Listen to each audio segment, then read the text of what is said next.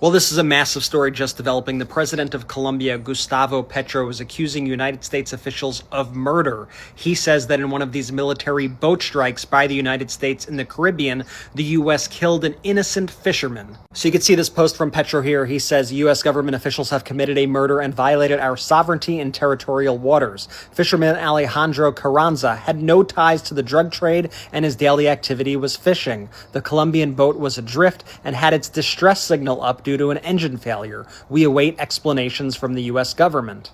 And instead of explanations from the U.S. government, he got attacked by Donald Trump. You may have seen this message from Trump earlier today, where he said President Gustavo Petro of Colombia, he spelled it wrong, is an illegal drug leader, strongly encouraging the massive production of drugs in big and small fields all over Colombia. Blah, blah, blah, blah, blah. He then said, as of today, payments or any other form of payment or subsidies will no longer be made to Colombia. And in that post, Donald Trump further threatened Colombia, saying that the United States may have to take more action against the country. Why? Simply because Gustavo Petro called out Donald Trump.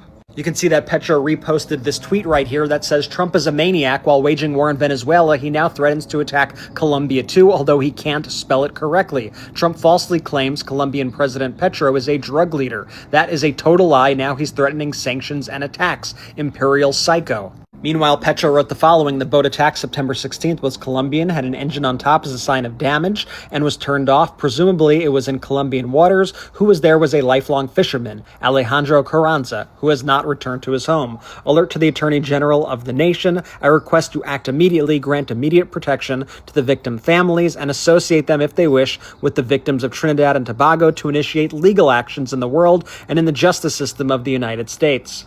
Meanwhile, Pete Hegseth and Donald Trump continue to say that everybody they are killing in these attacks are members of ELN, a designated terrorist organization. But the Colombian president says the fisherman's boat from Santa Marta was not from the ELN. It belonged to a humble family, lovers of the sea, from which they drew their food. What do you say to that family? Explain to me why you helped assassinate a humble fisherman from Santa Marta. And Petro all day has reposted tweets like this, which called Donald Trump a complete liar, saying he has a complete disregard for facts and truth, and saying that the United States is engaged in imperial aggression against their country. And Petro makes clear that he loves the United States. His issue is with Donald Trump.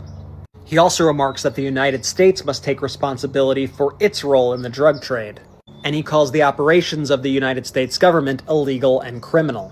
And I want you all to remember that story about the 2 survivors on that other boat that Donald Trump struck. The survivors were repatriated to Colombia and Ecuador. Very unusual that Donald Trump would choose not to prosecute them in the court of law and have people actually hear the evidence against them.